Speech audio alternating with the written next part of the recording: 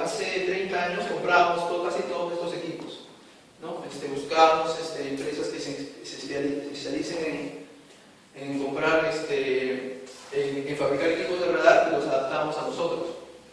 Sin embargo, esto, si bien es cierto, tenía una buena solución, pero tenía dos contrapartes. Uno, que el costo era bastante alto, y otro también hacerle un mantenimiento. Para nosotros es una caja negra, era muy difícil poder solucionar cada vez que esos equipos fallaban. En un sistema de radar no debería fallar, no debería haber fallos.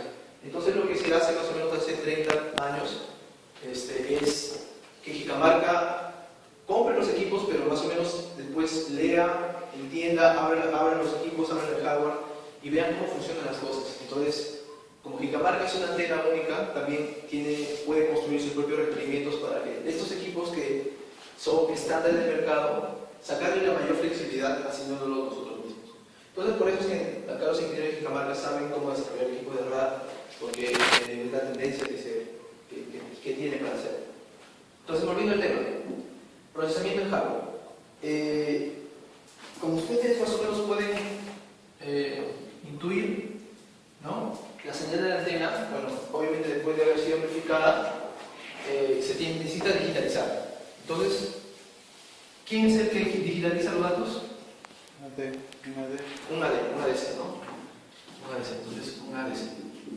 Entonces, este ADC, bueno, que nosotros usamos ADC de National Analog Devices, de alta velocidad, nos permite digitalizar la data. Pero miren, esta data, o esta señal que viene, está transmitida a 4992, o sea, está modulada. Es decir, si nosotros analizamos el espectro, puedo dibujarlo acá, este es el espectro, y se supone que yo envío una señal a 4992, ¿no? Imagínense, como es una señal sinusoidal, en la frecuencia es solamente un impulso, ¿no es cierto? Pero las partículas que están en el cielo, en la atmósfera, se mueven. Entonces, cuando regresan, no regresa una señal de 4992, sino que regresa una señal que está desplazada. Hay un fenómeno que solamente ustedes lo han estudiado en sus cursos anteriores, que es el efecto Doppler, ¿no? Que cuando se encuentran dos señales o dos objetos en diferentes movimientos, ya sea con sonido o en este caso con radares, el retorno tiene la velocidad de los dos, ¿no? Del objeto y justamente con quien lo impactó. Entonces hay un desplazamiento. Entonces, de alguna manera nosotros tenemos la información en los desplazamientos, ¿no? Porque nosotros así sabremos a qué velocidad van estos electrones que estamos estudiando. Entonces, esta señal está así, pero está en 4992. Si yo quiero analizarla, ¿qué tengo que hacer? Demodularla, pasar la banda base. Entonces necesito un dispositivo que seguramente ustedes no lo han escuchado aún, que es un Digital Down Converter. Este Digital Down Converter se encarga de justamente hacer, de alguna manera es quien hace el procesamiento de la señal de carga.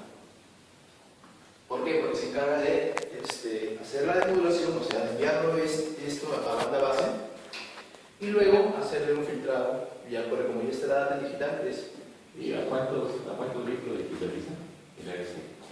Bueno, hay bastantes aplicaciones que, es decir, para radares generalmente se usa de 12 a 16 bits. Ese es el rango que se requiere para tener ecos de radar. Nosotros usamos 14 bits. Este envía 14 bits y este sale con 16 bits. ¿Sí? Bueno, nosotros usamos un ADC de punto fijo, es decir, no solamente son valores enteros lo que se detectan y a partir de ahí se hace un procesamiento. Entonces, como iba diciendo, eso es prácticamente lo que nosotros hacemos en recepción. Un ADC y un Digital Down Converter. Para el Digital Down Converter se pueden usar FPGAs, se pueden usar DSPs. Nosotros en este caso usamos la segunda opción, porque de alguna manera es una solución más rápida. También Analog Devices también fabrica Digital Down Converter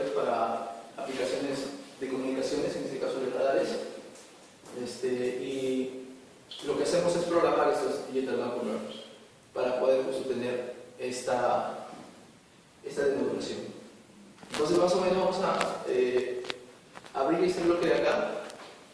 Y principalmente lo que tiene este Dal Converter es un demodulador.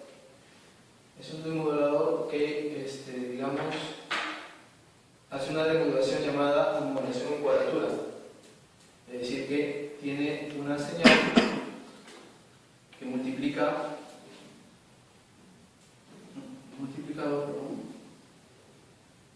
a la señal que viene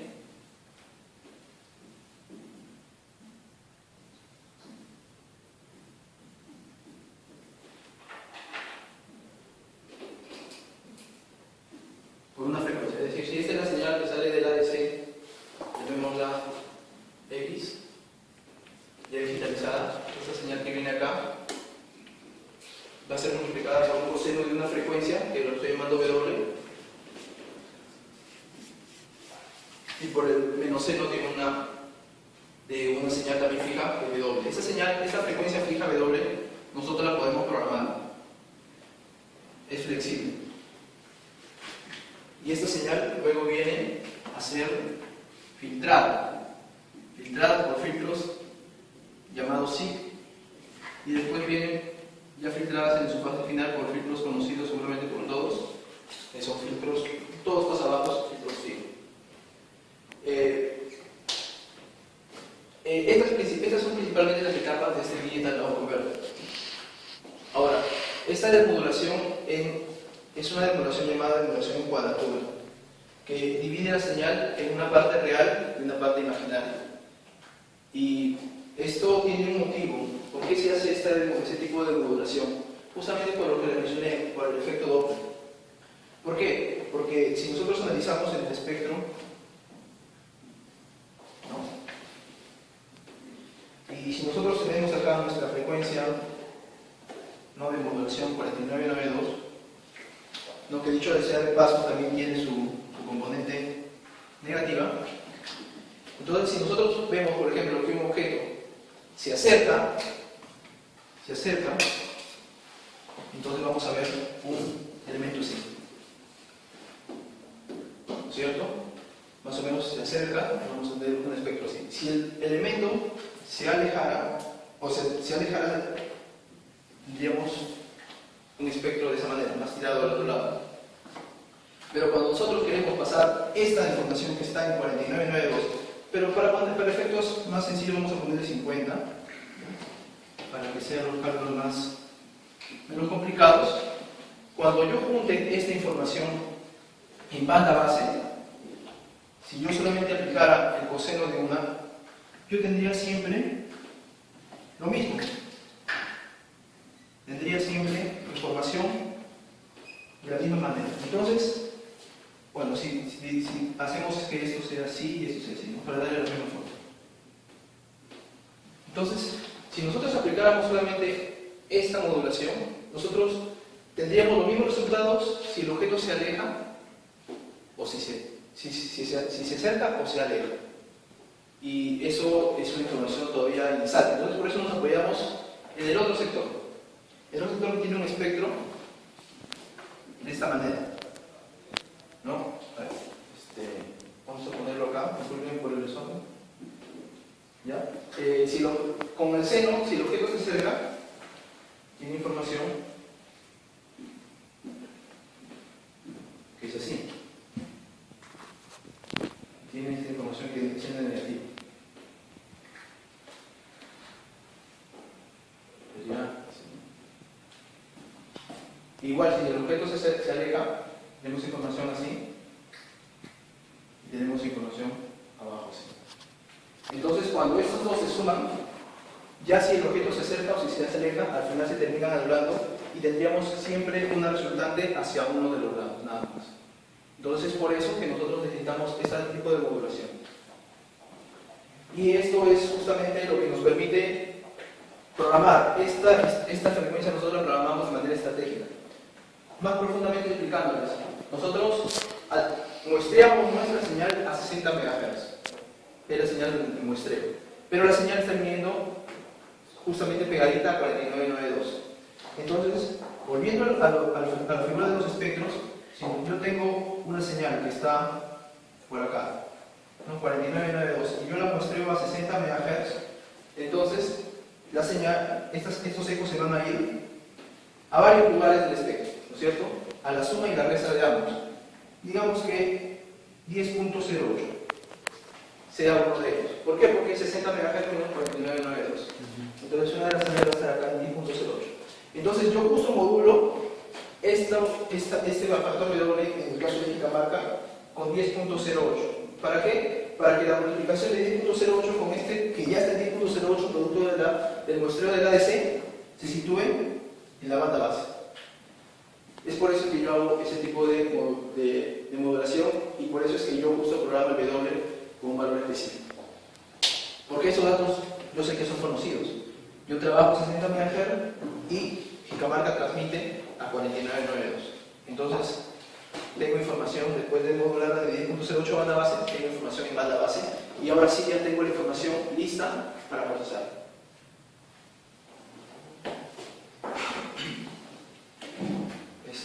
Voy a borrar acá, ¿ya? Para explicar lo que son los filtros. Sí, mejor por acá.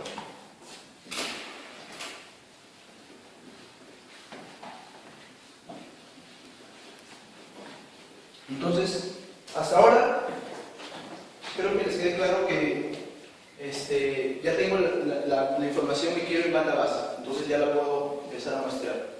Pero esta banda base, o sea, hay información que va a la velocidad de muestreo, o sea, a 60 MHz.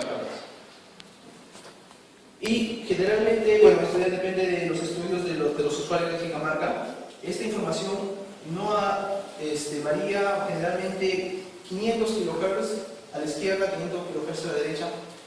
Entonces, mi ancho de banda en realidad es de 1 MHz, pero yo estoy muestreando a 60 MHz, es decir, estoy haciendo sobre el muestreo.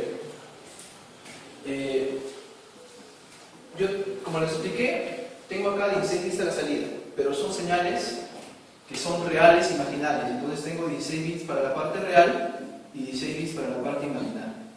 Entonces tengo información que va a 60 MHz y que tiene 32 bits.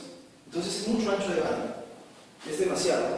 Para transmitir por un puerto, ya sea Ethernet, ya sea USB, ya sea PCI, desde el sistema de adquisición hacia la computadora, es mucho, es demasiado caudal de datos. La computadora no lo va a poder soportar. Entonces, ¿qué tengo que hacer? Tengo que hacer un proceso de bajar el ancho de banda, o sea, decimación. Y justamente estos filtros SIG son los que me ayudan a hacer la decimación. El filtro SIG es un Cascade Integrated Config. Estos filtros son filtros pasabajo que me permiten, primero, bajar la frecuencia de muestreo, y lo que me permiten es, como yo estoy muestreando a 60 MHz, es decir, yo tengo información del ancho de banda desde acá hasta acá, 30 MHz a la derecha, 30 MHz a la izquierda, y solamente yo quiero esto de acá. Entonces, estos filtros me ayudan a darle una ganancia alta a la parte que yo quiero y darle una ganancia muy pequeña a la parte que yo no quiero, para poder filtrar. Entonces me quedo con la información que necesito a un ancho de banda menor. Y justamente eso es lo que yo quiero. Ahora, ¿cómo funcionan estos filtros? Estos filtros se pueden dividir en dos partes. La parte de integrated y la parte de combo. Entonces, repasando nuestro curso de series transformadas, primero vamos a definir este filtro. El integrated es un filtro que tiene que ver principalmente con una respuesta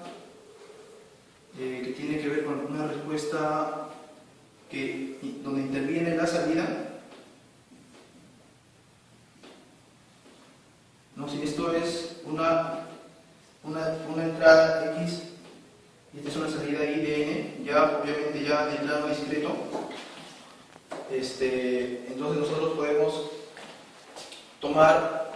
hacer la ecuación de esta señal y decirle que X de N más Y de N menos 1 es igual a Y de N. O sea, es un filtro que tiene que ver con la entrada y con la salida anterior para tener la salida actual.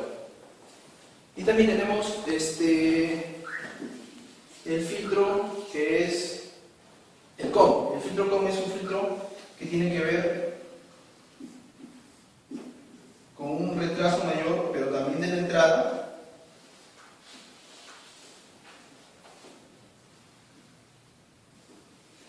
respecto a la salida. Creo que ya no lo puedo ver. Acá es un filtro. Entonces es un filtro que tiene, esto es un filtro que tiene que ver con la salida, ¿no? Y este es un filtro que tiene que ver con la entrada. Es decir, este es un filtro IR y este es un filtro FIR. ¿No es cierto? Porque tiene que ver, sus salidas dependen su salida depende de una salida. Entonces es un filtro IR. Este es un filtro que solamente depende de la entrada, es un filtro FIR. Y esta mezcla produce justamente estos filtros IR. Ahora, a ver, voy a borrar acá. Bueno.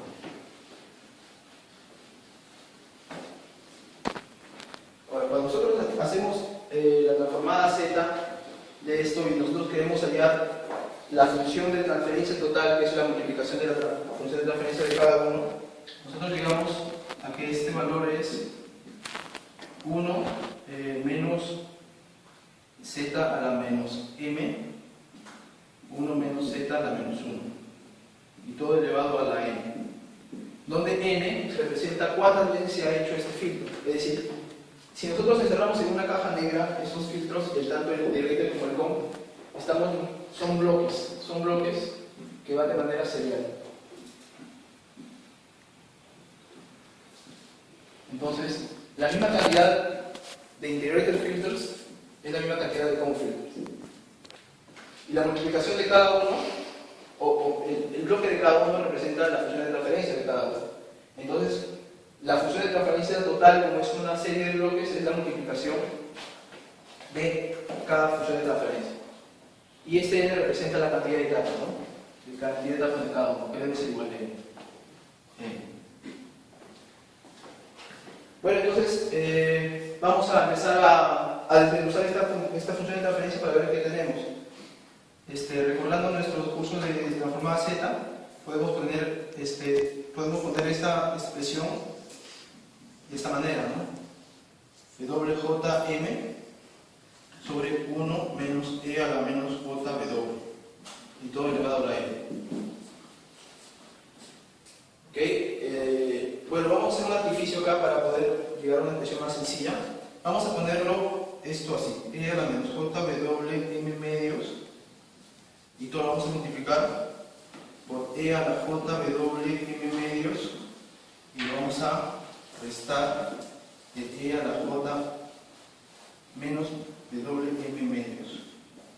Y abajo también vamos a hacer la misma jugada, E a la menos JW medios, E a la JW medios, menos E a la menos JW medios. Solamente vamos a hacer eso para darle un sentido más propio a esta expresión, ¿no? Acá lo único que he hecho es ponerle un factor, ¿no? Y justamente cuando se multipliquen él por él, estos se van a terminar restando y va a terminar de a 0, que es 1, y esto necesita un igualito a él para llegar a ser el doble, ¿no? Es una expresión nada más que estoy haciendo. Entonces yo quiero analizar primero esta expresión de acá. ¿Recuerdan más o menos a qué es igual esta expresión? Al seno de esto, ¿cierto? El seno. El coseno es la suma, el seno es la resta. Ok, entonces tenemos el seno. Entonces, digamos que tengo acá la expresión E a la menos JW medios, E a la menos JW medios, y tengo el seno de WM medios sobre el seno de W medios. ¿Ya? Entonces, yo quiero analizar solamente el módulo de esta función. Si yo quiero analizar el módulo de esta función, o sea, el amplitud, esto es 1, ¿no es cierto? Cada uno es 1, no importa. Ahora tengo el seno de WM medios y seno de W medios. Ya convengamos de que M es un valor grande, entonces esta expresión es mucho mayor a esta expresión, ¿no? Entonces, si esto es grande y esto es pequeño, recuerden una propiedad que decía que cuando el seno de X es muy pequeñito, entonces eso es prácticamente X, ¿no? ¿Está bien? Ok, entonces vamos a apoyarnos en esta expresión y vamos a tener seno de WM medios sobre W medios. Entonces, más o menos el sentido intuitivo, yo quiero que esto sea igual a ese argumento, entonces le multiplico un m por acá y para que no se afecte la expresión, m acá. Y este valor está elevado a la n porque n es el número de etapas que hay en cada parte del filtro digital. Ok, entonces imaginemos que esto sea, este es un argumento y este es otro argumento. O sea, tengo un seno de x sobre x. ¿Qué es un seno de x sobre x? Un sample, exactamente. Y creo que sí lo había, no sé si lo había dibujado, pero el filtro sí justamente tiene una respuesta de sample. Pero como está elevado a la n, y como es discreto, o sea, imagínense, esto tengo m a la n por el seno de, digamos, x sobre x, ¿no? O sea, tengo el sampling por un valor a la n. Entonces quiere decir que el valor que era mayor que 1 se hace más grande y el valor que era menor que 1 se hace cada vez más pequeño. Y justamente lo que les había explicado al inicio, que ese es el fin de un filtro cíclico, de permitirme un ancho de banda bien alto, ¿no? Para lo que quiero, y me reduce bastante lo que no quiero. Entonces cumple justamente esta perfección. Ahora usted dice, ¿cuál es el problema? Siempre cuando usamos una técnica nos permite tener algo que nos beneficia, pero también nos ofrece algo que nos perjudica. Entonces, pensemos un poco. Fíjense, yo tengo un valor de m a la n acá al costado, que recién lo estoy analizando. Este valor de mn es un valor grande, menor que 1, y este n también puede ser grande. Entonces es un valor que multiplica, es un valor grande. Entonces, yo tengo, en realidad, esto es analizar en el sentido de la frecuencia. Cuando analizamos en el tiempo, al final la salida de estos filtros son sumas, son solamente sumas, son sumas nada más. ¿Cuántas sumas son? Un montón.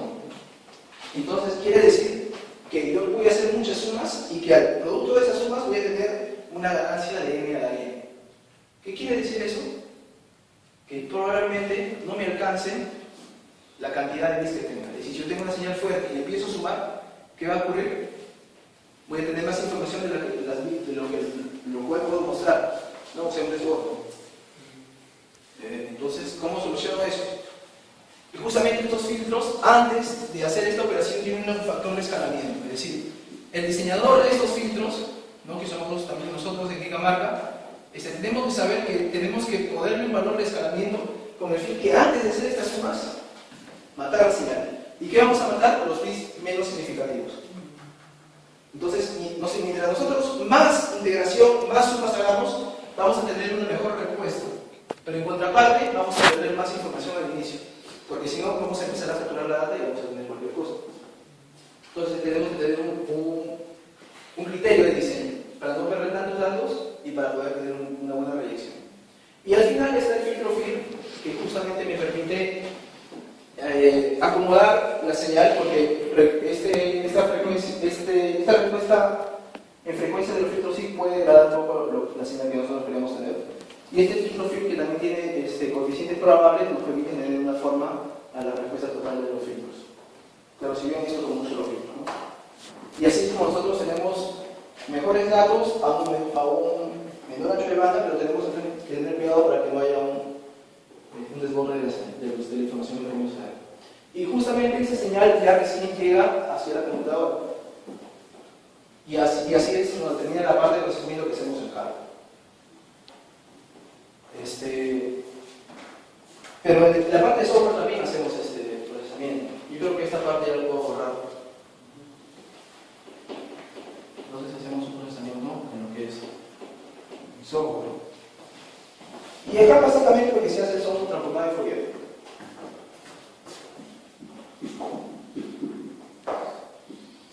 Es decir, cuando nosotros tenemos una señal, ¿no? Digamos, y nosotros la hemos muestreado cada punto, ¿no?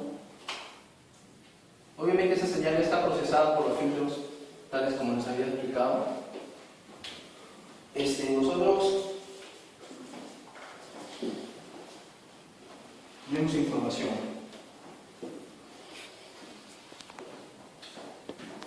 Pero que en el tiempo no se puede analizar muy bien. Entonces queremos analizar en el plano de la frecuencia. Y para eso usamos transformada de Fourier. Pero en radares, la información que se estudia no es de punto a punto.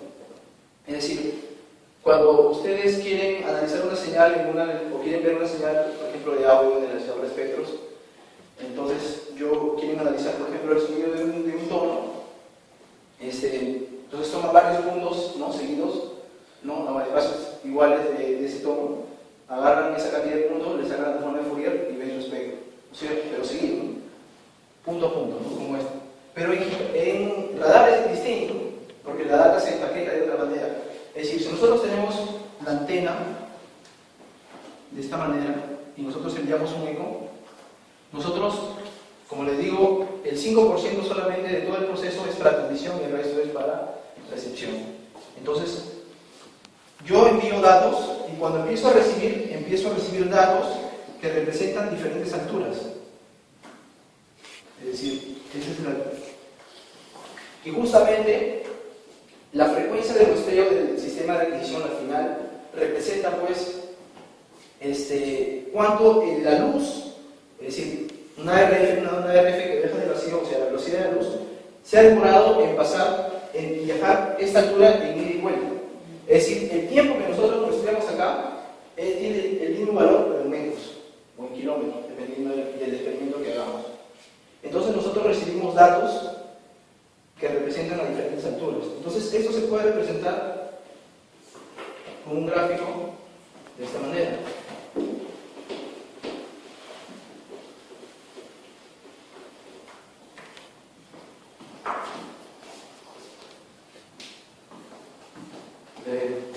Convengamos que tenemos una matriz, ya porque es lo que queremos procesar ya datos en una computadora. Entonces nosotros recibimos datos de la altura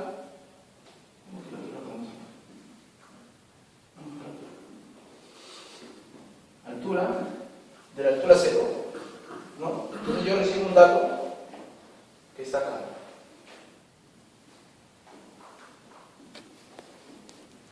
Después recibo el dato de la altura 1, ¿ya? Pero como voy a hacer esta secuencia varias veces, entonces mejor me empaqueto. Cada vez que yo haga esa secuencia lo voy a llamar perfil, ¿ok?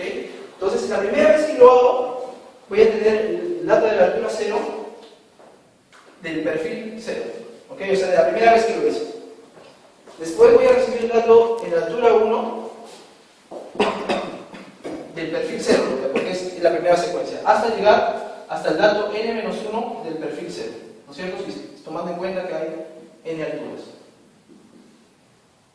Después voy a hacer la misma secuencia. Entonces ya no voy a llamar perfil 0, sino perfil 1.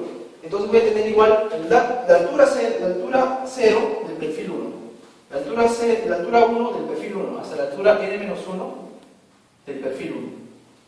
Y de esta manera voy a llegar hasta la altura 0 del perfil n-1, hasta la altura n-1 del perfil m-1.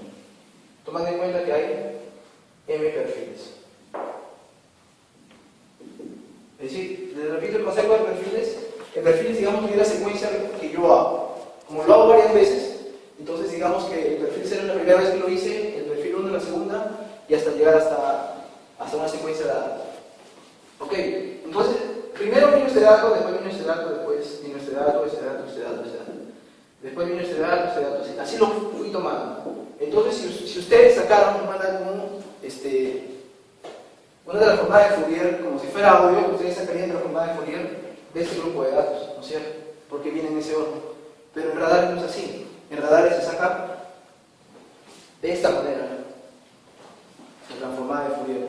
¿Por qué? Porque nosotros queremos analizar puntos que equivalgan a la altura que nosotros queremos estudiar, no al perfil. O sea, acá pasa un fenómeno, acá pasa otro fenómeno, acá pasa otro fenómeno. ¿Por qué? Porque los vientos y los electrones se comportan de manera diferente a diferentes alturas.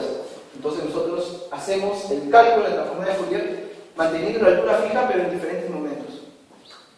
Entonces a partir de acá nosotros tenemos un espectro. Y ese es el procesamiento que se hace en software. Porque acá ya tenemos